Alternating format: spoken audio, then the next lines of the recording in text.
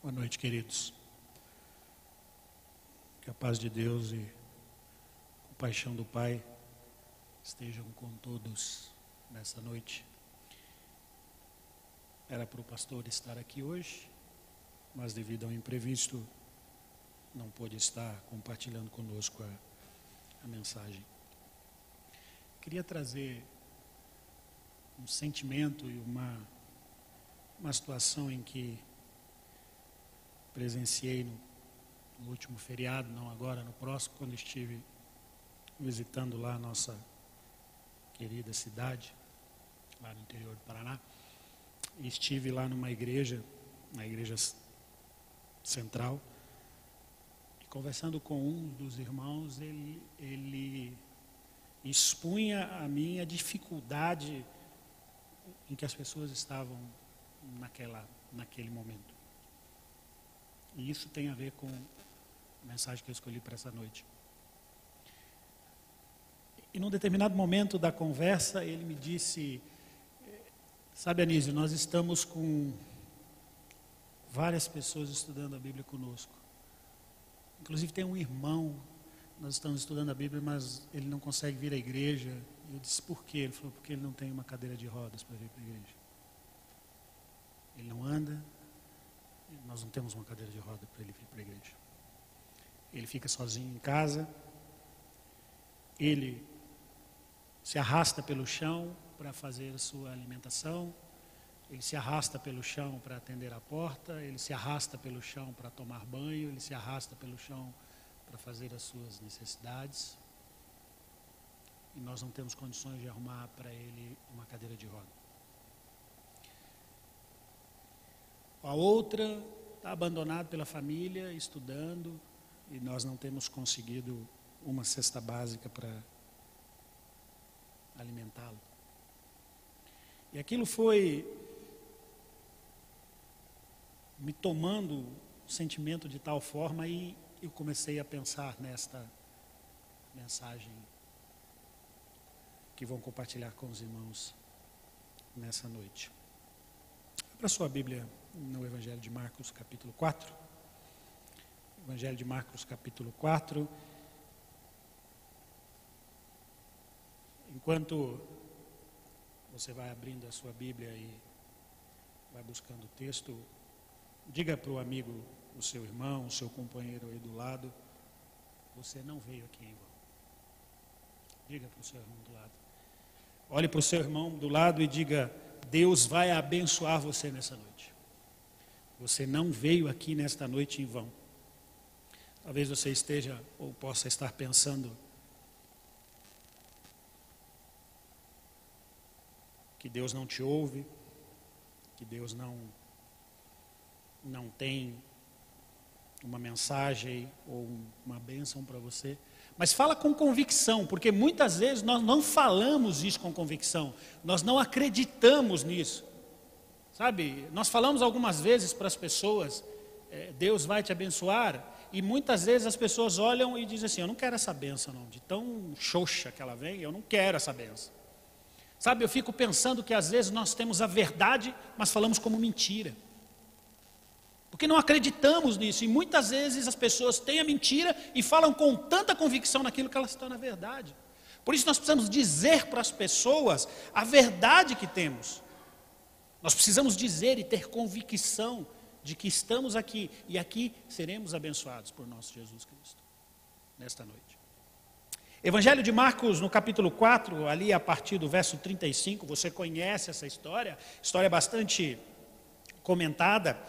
A partir do verso 35, nós lemos: naquele dia, sendo já tarde, disse-lhes Jesus: passemos para outra margem, ou para o outro lado, depende da versão.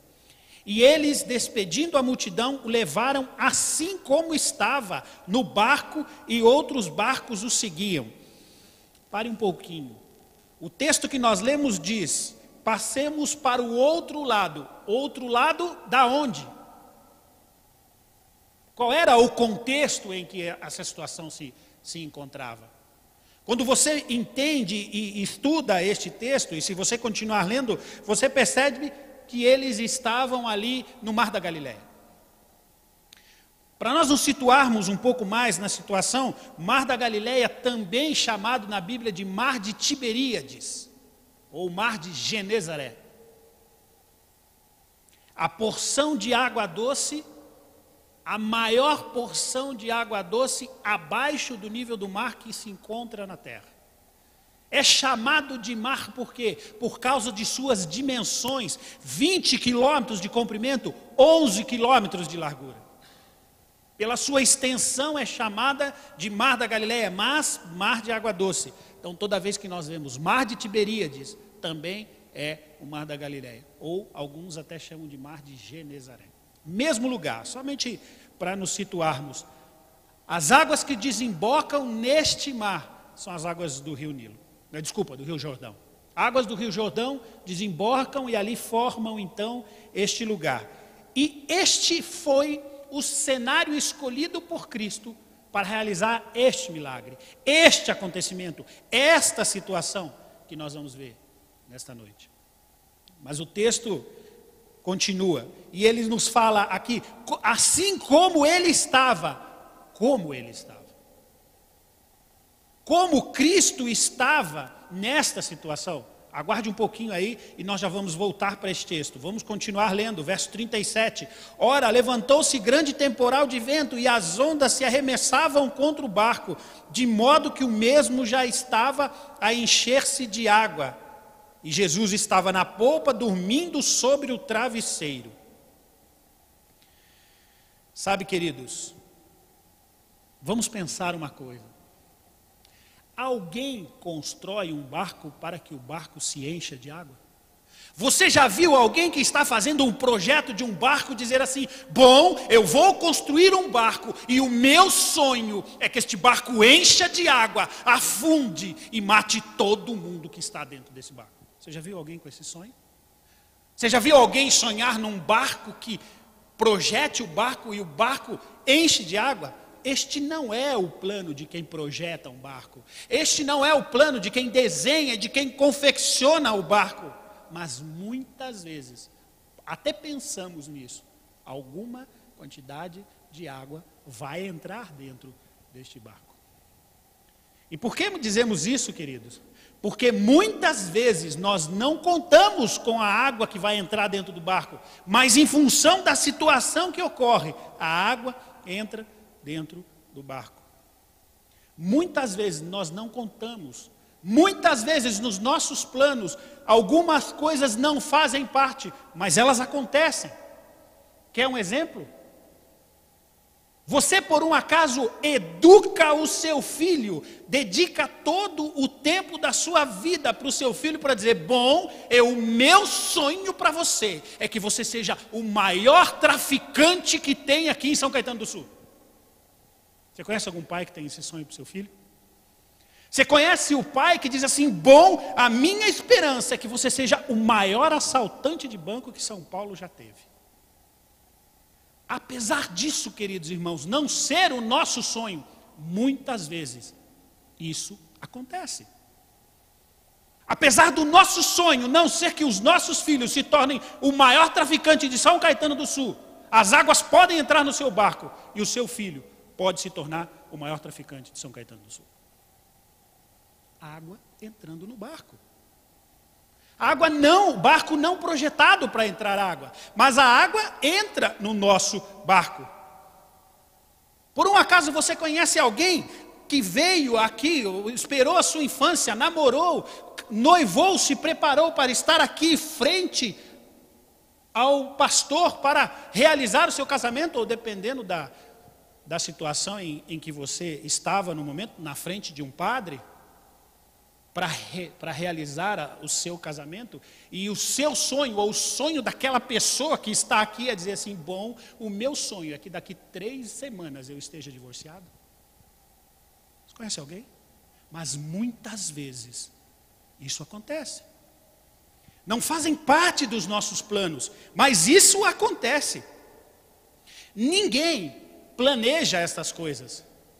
Eles não saíram daquele lado da margem para atravessar para a outra margem do rio, imaginando que a água entraria dentro do barco. Mas a água entrou dentro do barco. Muitas vezes, nós não esperamos isso, mas isso acontece. Sabe, queridos, ninguém sonha com algumas coisas que acontecem em nossa vida, mas elas acontecem. Eu não sei qual é a sua realidade. Eu não sei qual é a situação que o seu barco está. Eu não sei a quantidade de água que está entrando no seu barco. Sabe, queridos, mas o que eu sei é que Cristo está aqui essa noite e quer nos ajudar a nos tirar desta tempestade. Quando nós continuamos a ler o texto aqui no verso 38, nós já lemos e continuamos, e Jesus estava na polpa, dormindo sob o travesseiro. Eles nos despertaram e disseram: Mestre, não te importa que pereçamos? E ele, despertando, repreendeu o vento e disse ao mar: acalma-te, emudece. O vento aquietou-se e fez grande bonança. Então lhes disse: por que sois assim tímidos? Como é que tendes fé? E eles, possuídos de grande temor, diziam uns aos outros: quem é este? Quem é este que até o vento e o mar lhe obedecem?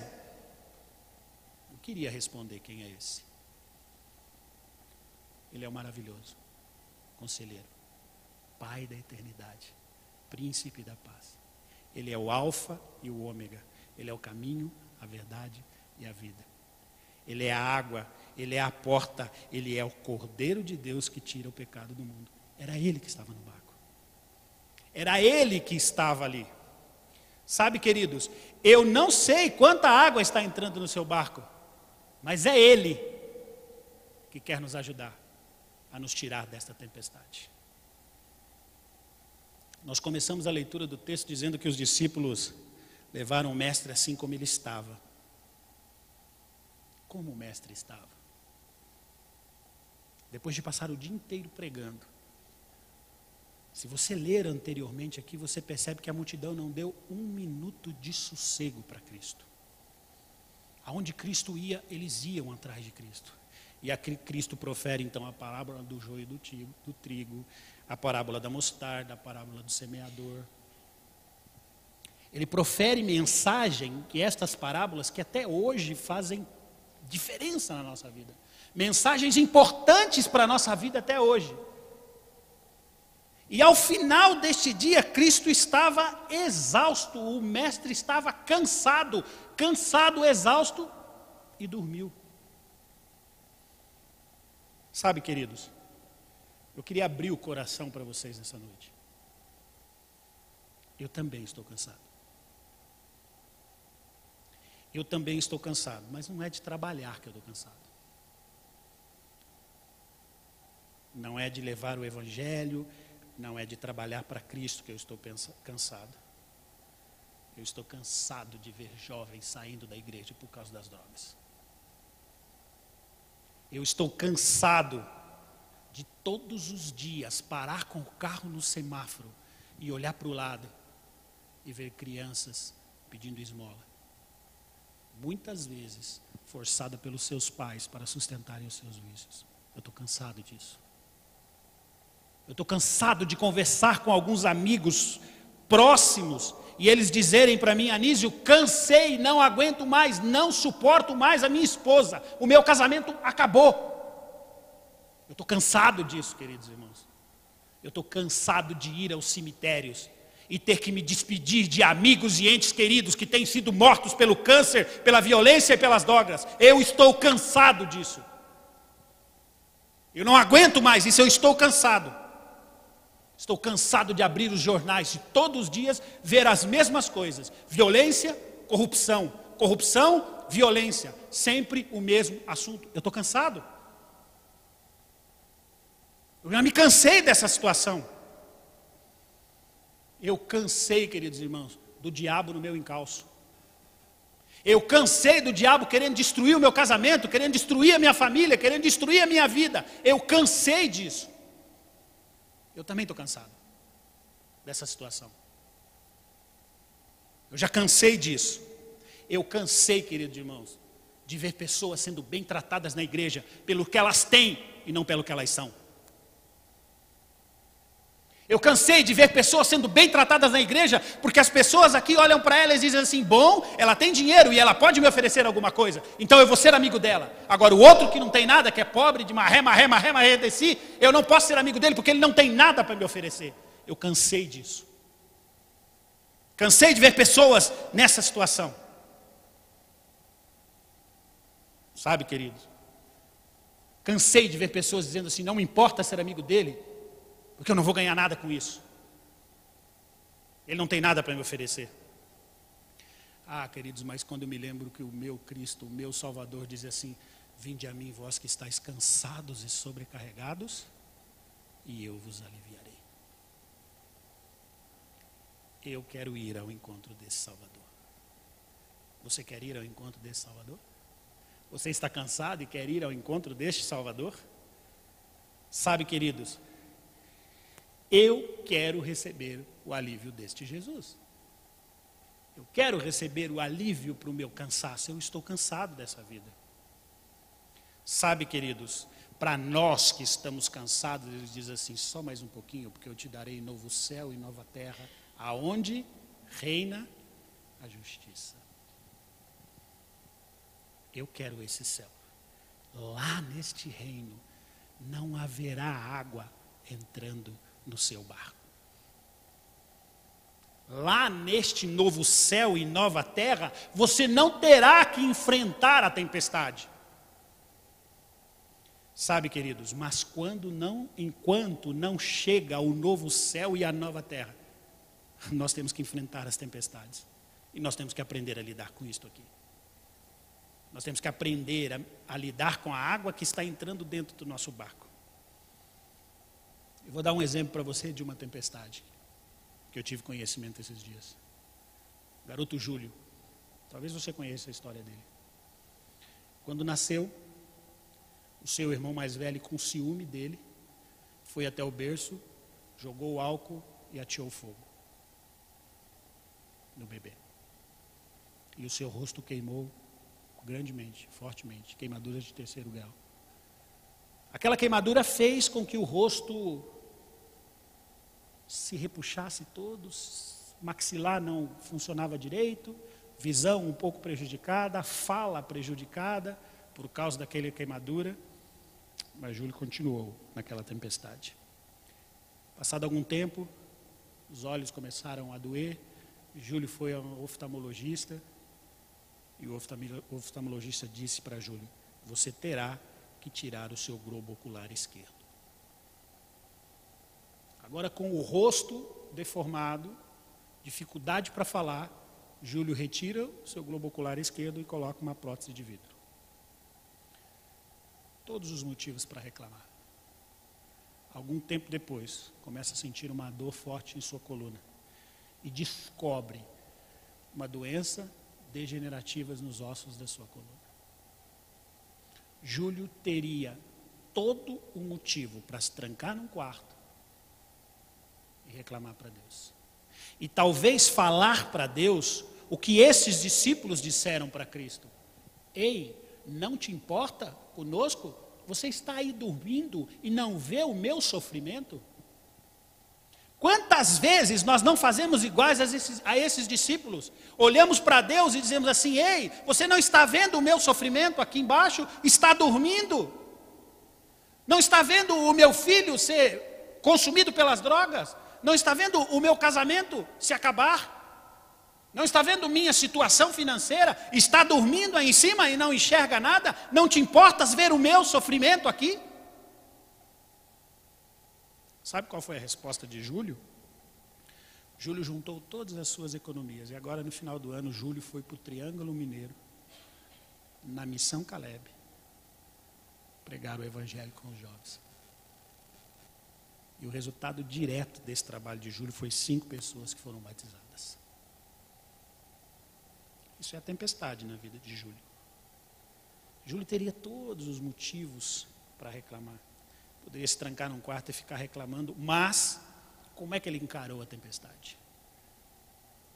Ele se lembrou desta mensagem de Cristo. Qual é a tua tempestade nessa noite, meu irmão? Teu casamento está acabando? Você está vendo o seu filho ser levado para o mundo por más companhias? Você não consegue resolver essa situação? Você está vendo um ente querido ser consumido por uma doença e não pode fazer nada? Você está vendo as suas pessoas mais próximas se afastarem de Cristo? E você vislumbra a possibilidade deles não estarem contigo no céu? Qual é a tua tempestade? Qual é a nossa tempestade nessa noite? Os traumas da tua infância te assolam? Buscam você a todo instante, te atormentam? A gente caminha para o final, mas uma pergunta tem que ser respondida. Por que Deus permite tempestades na nossa vida? Por que Deus permite estas tempestades na nossa vida? Por que Deus permite que água entre dentro do nosso barco? Queria falar 3 coisas. A primeira dela, porque nós muitas vezes somos folgados. Nós nos achamos o tal.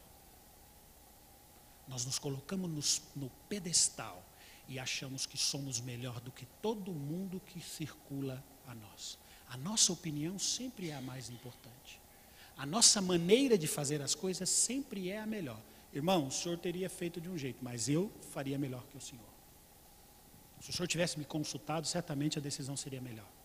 Nos colocamos num pedestal tal e achamos que somos donos da situação. Achamos que estamos abafando. E aí Deus permite que a tempestade venha até a nossa vida, para que nós possamos ser colocados no nosso lugar. Segunda, tem muita gente que está achando que este mundo é legal. Tem muito cristão achando que a vida neste mundo é boa. Tem muito cristão que entra dentro do seu carro ou chega na sua casa e diz: para que eu quero coisa melhor? Como é que você vai chegar para este irmão e dizer: irmão, vamos embora, vamos orar para que Deus volte logo, a gente não aguenta mais viver nesse mundo? Ele vai dizer: para que eu quero sair deste mundo? Eu tenho boa casa, bom emprego, boas amizades, tenho casa na praia, casa no sítio, viajo todos os anos para a Europa, vou para o lugar que eu quero. Eu quero que Jesus volte, mas não precisa voltar tão rápido, está bom aqui. E talvez Deus permita que as tempestades aconteçam na nossa vida, porque nós estamos achando que este mundo é bom. Sabe, queridos, nós não temos a noção do mundo e do lugar que Deus tem preparado para nós. Nós ficamos nos contentando com uma viagenzinha no final do ano para esses lugares, enquanto Deus tem ruas de ouro preparadas para que nós pisemos nelas todos os dias. Sabe, queridos, e a terceira, Deus permite, e eu acredito que Deus permite estas tempestades nas nossas vidas, para nós desejarmos cada vez mais rápido o céu. Deus permite que nós soframos, que o nosso barco se encha de água, que os nossos filhos sejam entregues na mão destes drogados, que os nossos casamentos sofram, porque nós estamos folgados. Deus permite que essa tempestade nos assole, para que nós desejamos estar ao lado dEle, depender totalmente dEle, deixar a nossa arrogância e prepotência de lado, reconhecemos que sem Ele nada somos e desejarmos mais do que nunca, em primeiro lugar, o céu, e mais do que nunca estar ao lado dEle rapidamente. Eu não aguento mais viver neste mundo. Muitas vezes as dificuldades batem na nossa porta, para nós sermos colocados no nosso lugar.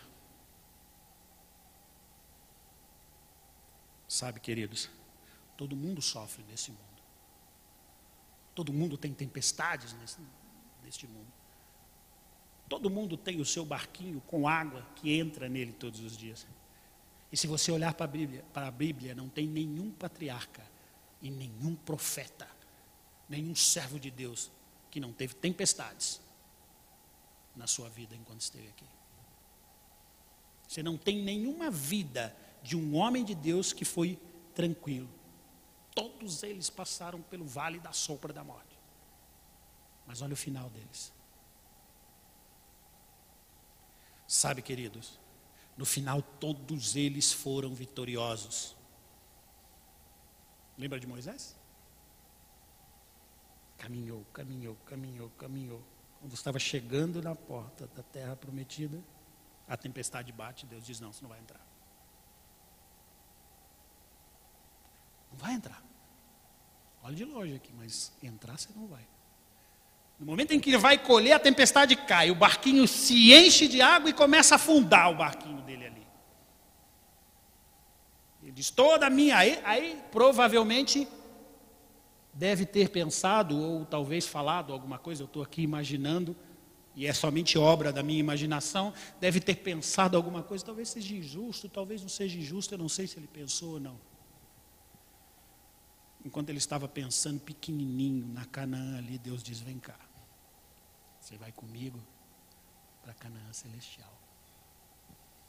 Essa daqui é pequena para você. No momento de dificuldade, onde ele achava que estava tudo resolvido, diz Deus, espera só mais um pouquinho. Eu vou levar você para Canaã celestial, para a terra que mana leite e mel. Sabe, queridos, nós precisamos aprender definitivamente que as tempestades acontecem na nossa vida e Deus está ali no nosso barco, junto conosco, ao nosso lado. E muitas vezes nós ficamos reclamando, está dormindo, não faz nada. Na hora que Ele quer, da forma que Ele quer, e no momento que Ele achar que Ele deve acordar, Ele vai acordar, vai levantar, vai provavelmente até a margem do barco e vai dizer para o teu vento ou para a tempestade que está atolando a tua vida, acalma-te. Acabou. Cessa. E assim como foi com os discípulos, o mar se acalmou, o vento cessou, o barquinho parou de balançar. Você quer receber essa calmaria na tua vida? Você quer receber este Deus, este capitão, este comandante no teu barco? Queridos, vamos analisar a nossa vida. Vamos analisar as tempestades que estão acontecendo em nossa vida. E vamos aprender com esta frase de Cristo. Como é que não tendes fé? Talvez ele poderia ter dito para os discípulos, ei, vocês não sabem quem eu sou, não? Vocês não perceberam quem é que está aqui no barco com vocês? Fica tranquilo. Nada vai acontecer com vocês. O barquinho vai balançar, mas ele não vai afundar. Porque eu estou no teu barco. Queridos, definitivamente nós precisamos entregar a nossa vida a Cristo. E permitir que Cristo tome conta da nossa vida, dirija o nosso barco, porque nós temos certeza, assim como cantamos uma música que há algum tempo a gente já não canta mais, rumo ao porto seguro. Ele vai nos levar lá. Você quer que Cristo seja o capitão do seu barquinho? Aquele que segura o timão do seu barco? Faça um concerto com Deus essa noite, entregue a tua vida, refaça o concerto, reconheça os teus erros, desça do pedestal, se for necessário. Reconheçamos a nossa pequenez, a nossa necessidade de Cristo, a nossa dependência total de Cristo para vencermos essa vida. Que Deus nos abençoe, que Deus nos ajude a reconhecer a nossa dependência dEle.